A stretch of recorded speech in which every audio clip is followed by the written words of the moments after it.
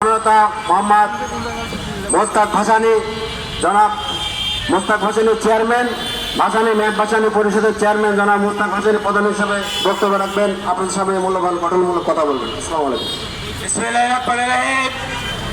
সেলিম প্রধান একজন নিরপরাধ, তাকে বারবার মিথ্যা মামলায় আটকে রেখেছেন। একবার 4 বছর বলেছে সে বিএনপির সহযোগী আওয়ামী লীগের সময়, পরবর্তীতে সেই বিভিন্ন ষড়যন্ত্র চক্রান্ত করে তাকে আবার সেই জেলে রাখা হয়েছে।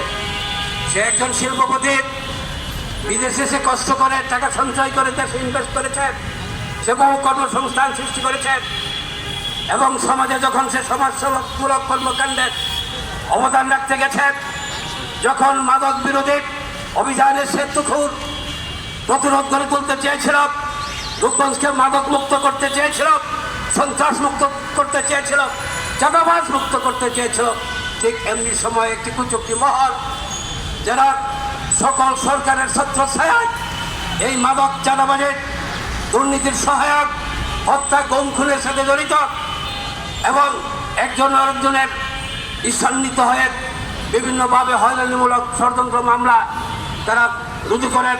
এই ধরনের একটি পরিবেশে সেই যখন সে সমাজসেবামূলক কর্মকাণ্ড রাখতে যাচ্ছেন এবং সে যখন বিভিন্ন ব্যবসা বাণিজ্যের মাধ্যমে সমাজে ইনভেস্টমেন্ট করবেন, হয়তো ইন্নাসিত হয়ে তারা মনে করছেন সে একটা পর্যায়ে আমাদের বিরুদ্ধে রাজনৈতিকভাবে প্রতিপক্ষ হয়ে দাঁড়াবেন।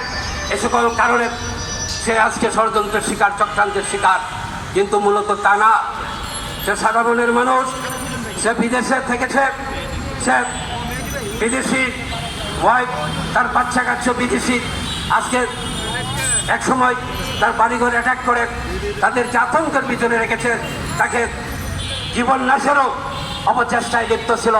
একের পর এক এই ধরনের ঘাত প্রতিঘাতের মধ্য দিয়ে এই সেলিম প্রধান আজকে শেষমেশ কারাগারে। আমি মনে করি একজন নাগরিক হিসাবে, একজন শিল্পপতি হিসাবে, একজন সমাজসেবক হিসাবে যখন সমাজের যে বিভিন্ন অবদান রাখতে যায় গণতান্ত্রিক পরিবেশে এবং দেশের কর্মসংস্থান সৃষ্টির লক্ষ্যে তার অবদান থাকে শিক্ষা ক্ষেত্রে, সে রূপগঞ্জকে একটি সুন্দর সেই মডেল রূপগঞ্জ গড়ে তুলতে চেয়েছিলেন, ছিল তার স্বপ্ন। আমি তাকে ব্যক্তিগত চিনি এবং জানি, তার সাথে আমার বেশ কয়েকবার কথা হয়েছিল। যাতে আমি সবার জন্য অনুরোধ করি না, রিকোয়েস্ট করি না, আমি তার কর্মকাণ্ডের কারণে সে বিভিন্ন হয়রানির শিকার, এই কারণে থেকে তাকে পরিত্রাণ পাওয়ার জন্য আপনারা যারা মিডিয়া আছেন, সাংবাদিকরা আছেন, আপনারা এটা তুলে ধরবেন। আজকে সামাজিক সেই মিডিয়ারা আপনাদের মাধ্যমে একমাত্র আমি মনে করি তাদের মিথ্যা মামলা দূরীভূত হবে, সকল ষড়যন্ত্র চক্রান্ত বেড়াজাল ছিন্ন করে সে মুক্ত হবে।